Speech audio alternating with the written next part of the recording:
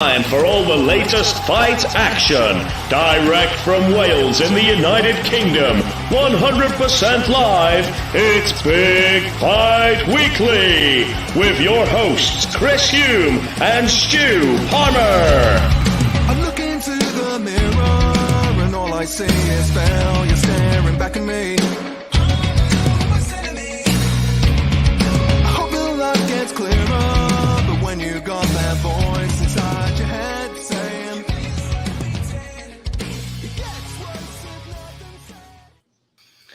And welcome to a special edition of Big Fight Weekly with myself, Chris Hume, and a pioneer, a legend of the sport, Mr. Joe Daddy Stevenson. How are you?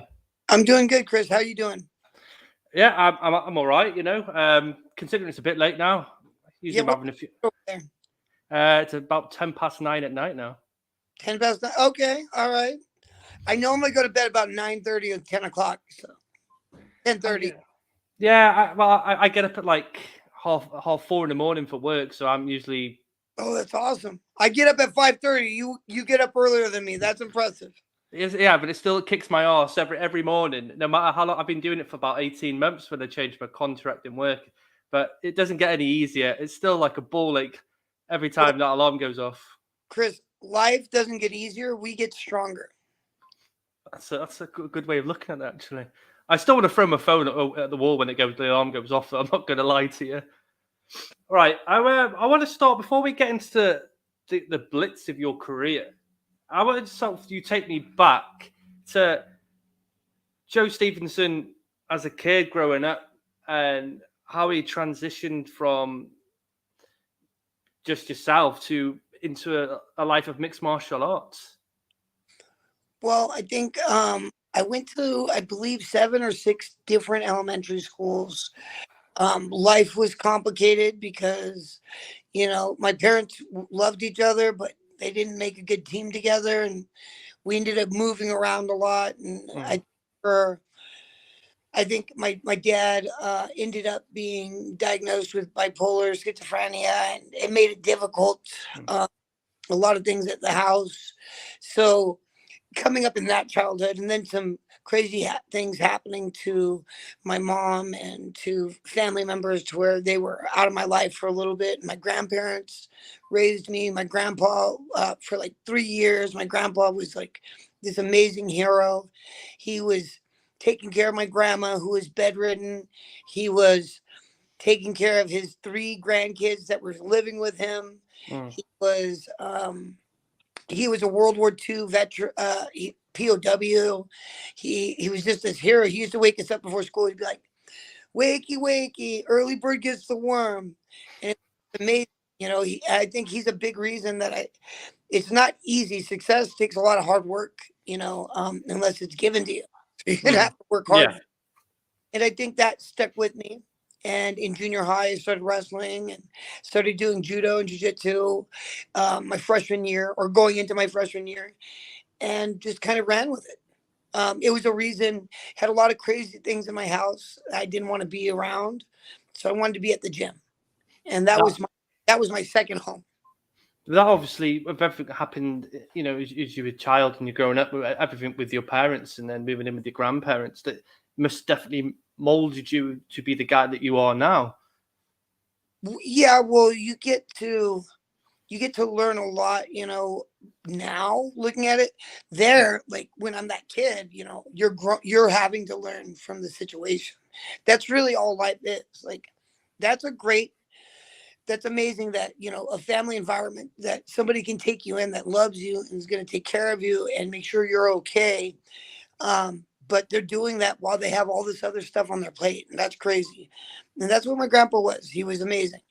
That helped me where later on, like before high school, or before junior high, I would go to the track and run and then lift weights. And then in high school, I would do that and then do my wrestling practice. And I would do my club wrestling practice. And I would do my club jiu-jitsu practice. And I would do my club MMA practice.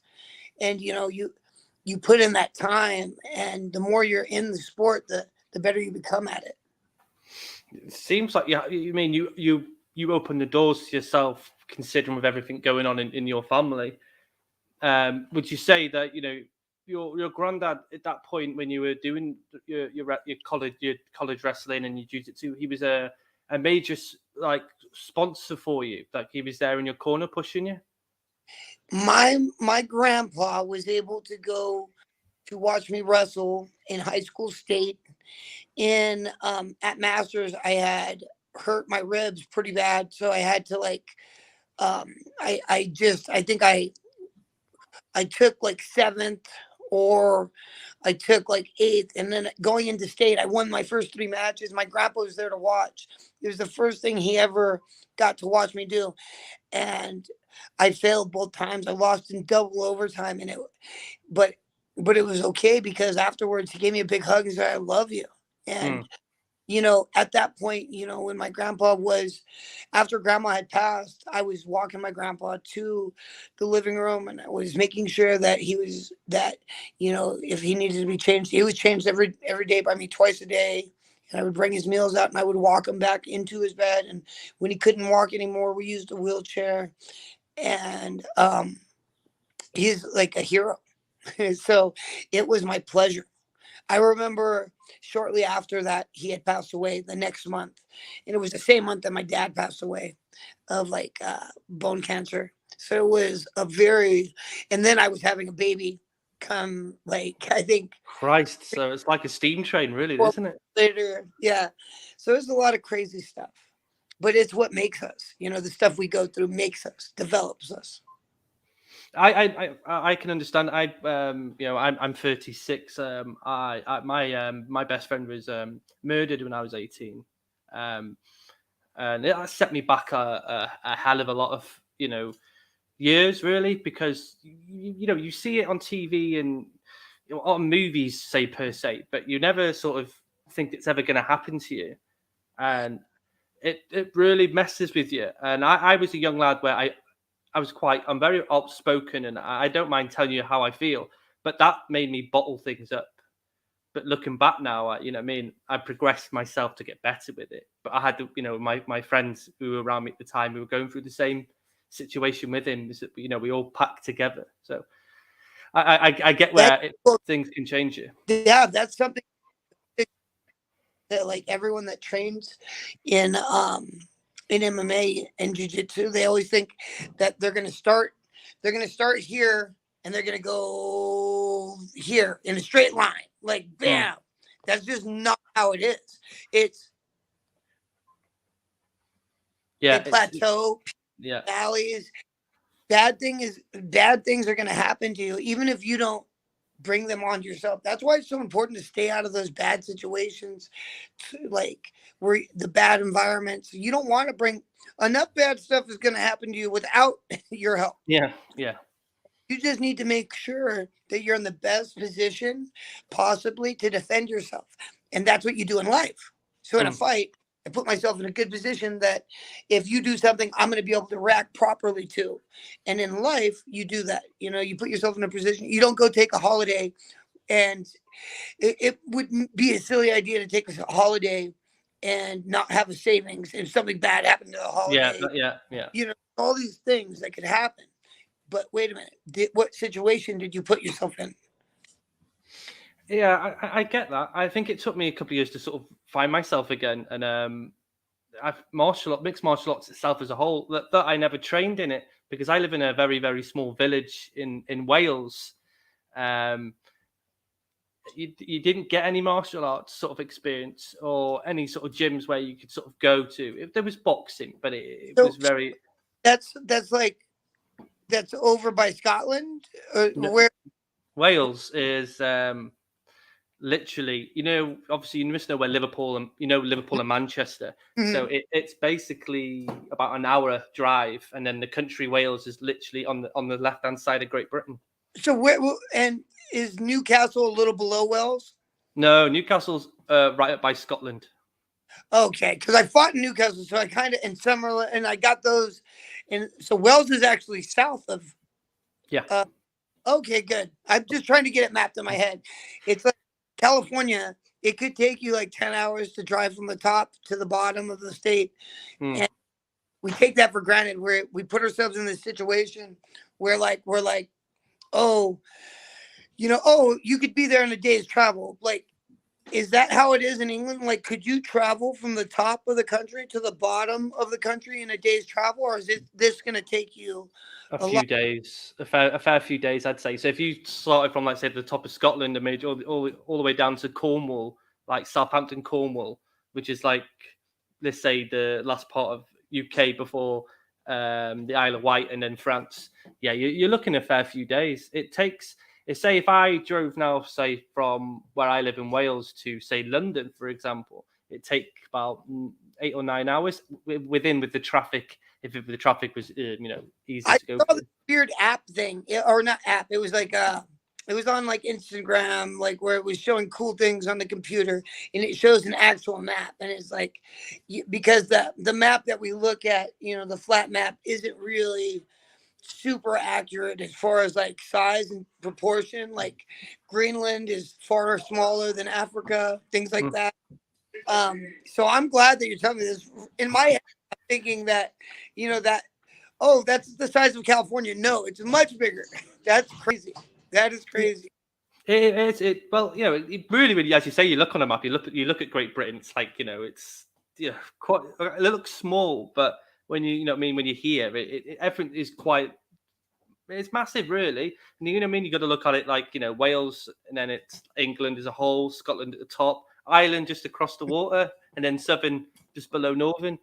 Yeah, it's difficult. It's you jump from two different languages as well, Joe. So in Wales they speak Welsh. I don't speak Welsh, so I can't give you any help there. And then you obviously go to England, which is richly on the border, and it's totally different again. And then you're judging people's accents as well. That makes sense. So they can. That makes it. So like people from Netherlands, that would be Ireland's on the other island to the outside towards America, and then like the Netherlands and everything, they're inland. How far? What is the widest part of that gap? Because that's the British. What is that? The canal? Or The British Isles? Yeah. Well, I think if you look at it, so if you're on the, say, towards London, so you're on the outskirts, you're more looking towards like Norway, and then so there's Norway, France, Belgium, on the outskirts going that way, and then obviously you're going into Germany, and then Netherlands is just like then above that way. I'm sorry for asking. I go to bed a lot, like at night. I'll watch A&E or like the History Channel or like on YouTube. Things and everything. A bunch of craziness. There's a message from our good friend here, Don McGuire, saying, "Hello, hey brother Joe." Hey Don. And then he's got another question. Prior, right a second ago with my buddy Stan and some guys with Cold Combat right before. I was like, oh, it's 1 o'clock. I gotta go, guys. And I have one of my fighters is fighting in a UK show, right? Cage Warriors. Good. I see Cage Warriors is popping at the moment. As you can see, the rampage that British fighters had at UFC London back in March. It's something that I hold dear to myself, because I watched.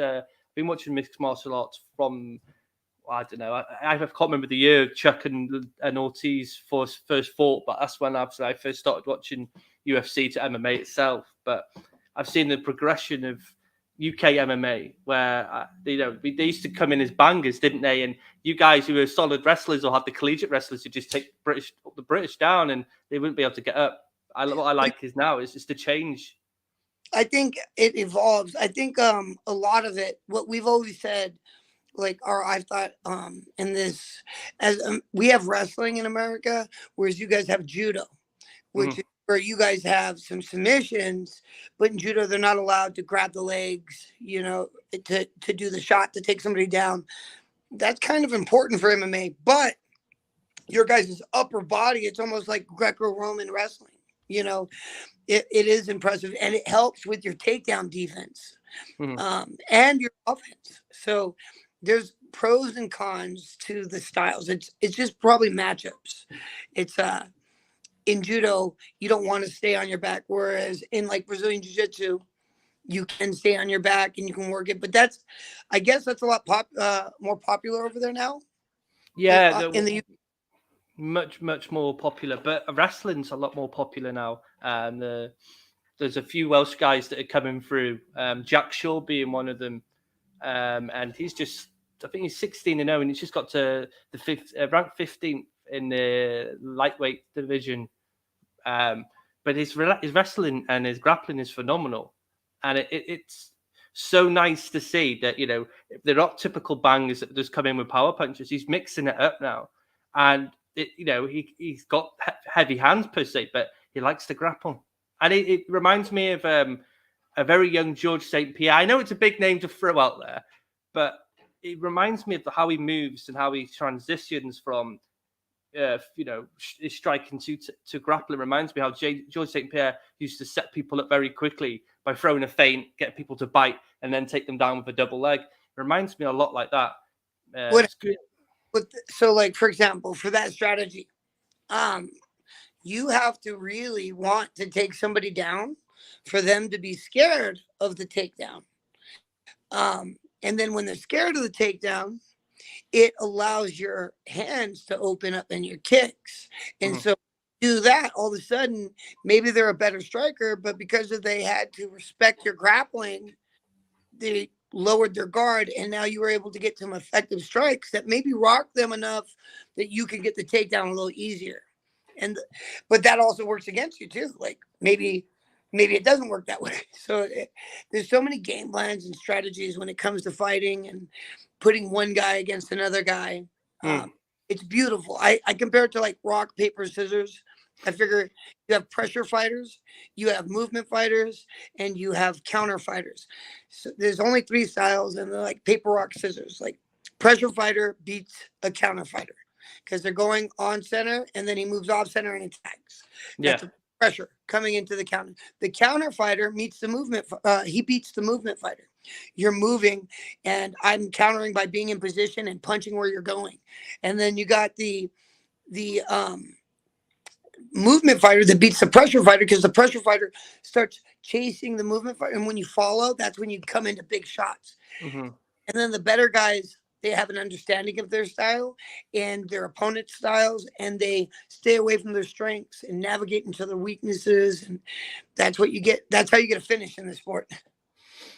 Obviously, you've got children yourself. I have them as well myself.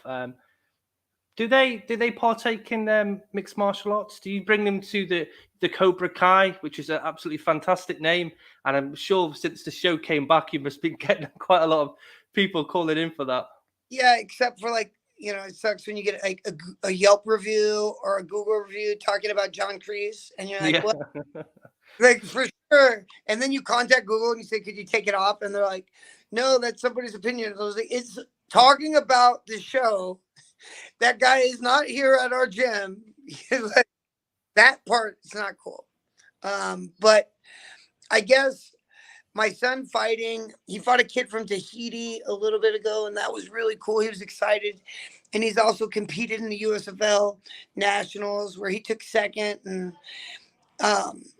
it is pretty cool. There are some really cool things about I don't want to watch him fight, and it's nerve-wracking. Yeah, but I hope that he becomes like a doctor or a lawyer, or he just has fun and just does this for confidence and self-defense. I mean, that's really, you got to know what you're fighting for. When you know what you're fighting for, you can fight better. You can fight harder.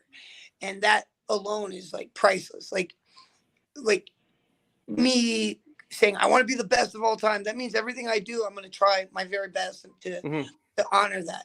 Whereas some people might put themselves in a situation where they're like, well, I just want to be famous. Well, those guys are fighting for different purposes and can still do it, but they're not going to put their body at risk or their life on the line, things like that. Don's just thrown another message in the USFL with John Frank. Absolutely. So that obviously, it's good to see that, you know, kids, one of your lads is sort of following your footsteps in a way. Obviously, you don't really necessarily want him to go that far with it. I wish my lad would do that, but I can't get him off Minecraft, unfortunately, Joe. He's stuck on that forever. Those are so when your child wants a privilege, they have to do something to earn it. Yeah, unfortunately, British kids don't like to play like that. You know, you're in a battle immediately with them, and it's we're going past World War III, we're in World War X about when you sort of clash with them. But that's what British kids are like. They don't give a shit. They just it's something that you have to make sure it's It's weird. These younger kids growing up, they almost feel entitled, and that's not a good place to find yourself because those people end up hungry. You got to work your butt. Like you really got to earn your place, and that's something that we shouldn't get lost in translation. With everyone gets a trophy, everyone's a winner. I don't agree with that. Yeah, I don't agree with that. So I've always grown up with you have a win or you lose. That's how I was always I grew up with. Yeah, well, and you had to deal with that reality, and that is why you deal with reality as an adult a little better because you've already come to these bridges and you've understood, okay, what am I doing?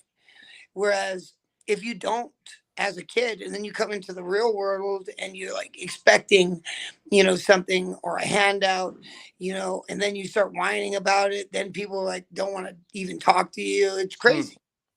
It's better to go to it earlier than later.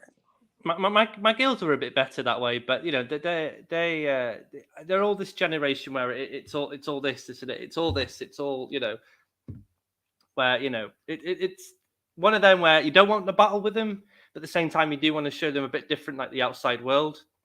But we have 3 dogs as well, and my middle child Lily loves dogs, and it changed the way she does things. Well, when I say we have 3 dogs, I have a bearded dragon, a tortoise, a gecko, guinea pigs. I could go on and on, but she's like mothers them, which is it's really nice to see, and I feel like it's given her some sort of a leadership sort of way. Sometimes that's what people need.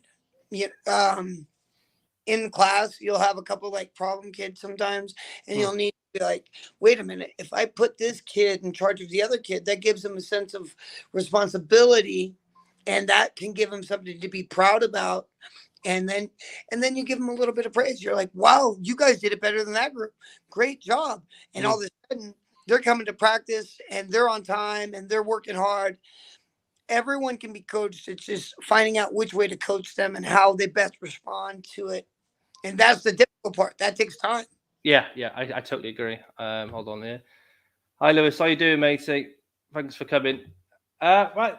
As well, okay. I want to sort of transition now to your I have about 5 more minutes because I have to pick up my son from school today. That's not a problem. I'll just throw a few more at you quickly. This is what I wanted to sort of talk about Kingdom. I fell in love with Kingdom. I love the fucking show. I'm not gonna sugarcoat it, but I really enjoyed it. I was extremely gutted when the Audience Network decided to cancel it. I enjoyed seeing you there, but there's a lot of you that were in the show. If you're fighting, like Cub Swanson was fighting, wasn't he, against Nick Jonas? How is it being around that sort of scenario? So you obviously becoming an actual fighter, but being in a studio and having to teach the likes of Frank Grillo or Jonathan Tucker or Matt Laura how you do it in the real world. Well, I mean, anyone can be a fighter. Like a lot of those actors, they're doing the same thing we've done. Like they're eating top ramen because they're chasing their dream. And so, the fighters are doing the same thing, renting rooms instead of having their own place because you can't get a full-time job because you need to be flexible, all this stuff. They're fighters too. And what I did was we went through like a 2-week training course where they developed and they've trained 5 hours a day. And they developed into the fighters, and it was amazing. They were, there was no strings. There was no like, all right, let's start it here. Actually, it was all like shot live. Nick did that flying triangle to Cub. It was really cool because I got to be the fight choreographer and one of the MMA technical advisors with Greg Jackson, and I was able to like call on my friends like Diego, Gray Maynard, and Cub, and let them showcase some of their skills, and it was beautiful. I learned a lot actually from the actors, as far as being professional and as far as, you know, really putting everything into it. A lot of those, like I watched them cut like 30 pounds, like 25 pounds to make that character. That's crazy. I got to say, watching it, and obviously Frank Grillo, great. The guy's been in everything. But Jonathan Tucker stole the show. Every scene he was in, he stole every scene. The enthusiasm and just the character that he made, it was outstanding. I think the character of Jay begs for everyone to care for him because you see that he's caring for these people, and sometimes in the wrong way, but you see that he's caring, so you want to care for him. Whereas a lot of the other characters, you see them fighting their own demons, but you don't know where they're coming from. Is it because they care for themselves? Whereas Jonathan, you have many opportunities between his brother, his mother, and his father, and friends, that you see him make a conscious decision of caring, of love.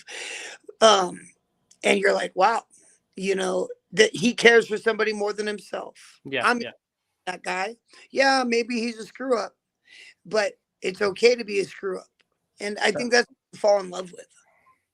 I thought it was just something that we didn't get properly, like a proper show where it wasn't just about fights; it was about the fights outside of the octagon or the cage per se. And I thought everyone sold their story perfectly. Well, they kind of sold it too good too. I think a couple of the fighters were like, "Man, I remember being at a couple of the shows and hearing fighters say, yes, that's a crazy reality show." And it's just like that's scripted, guys. He wasn't a national champ wrestler. Hard. They worked very hard to portray that, even their cauliflower ear. But I am looking at the time. I do have to say bye. And I'm wondering, it's got to be late for you too. Now it's like 9:34. Yes, it is. Yeah. I've just one more question. This is from Don. How does it feel in your heart when Terry Trebilcock inducted you into the Hall of Fame? That was actually one of the coolest things that has happened to me as an MMA artist. Terry legitimately has been there since I was a little kid. I saw him when I was like 13, 14. And you've got to really honestly appreciate everything he's done for MMA, because he's done so much. He's helped a lot of us in Southern California. He's helped Southern California become a mecca because he provided the ability for us to showcase our skills. Okay, and obviously Don's last one here for you, and it's just appreciate. Yeah, and I also appreciate you coming on, Joe. I know you've got to go, so I'll let you go. Hopefully, I can catch you another time, and we can have a bit of a longer interview, and we can discuss how your career as a mixed martial artist. But I really appreciate you coming on and giving me your time. Fantastic to speak to you. Watching you for years on the telly, so I've never expected I'd ever be, sitting across from you on the screen and actually speaking to you. So it kind of blows my mind a bit, but I really appreciate you coming on. No worries. You guys have a great night. Thanks everyone for watching. God bless. Take care. Take care. Well, that was Joe Daddy Stevenson. Loved it. Thank you, Don McGuire, for sorting that out for me. I really appreciate that. And then, yeah, what an experience. But yeah, thanks everyone who came and watched us and tuned in, sent your messages. I'll get Joe back on another time and get a bit longer of an interview for him. So thanks everyone for watching today's show with me and Stuart, and watching today's interview with Joe Daddy. So thank you very much, and I'll see you next week.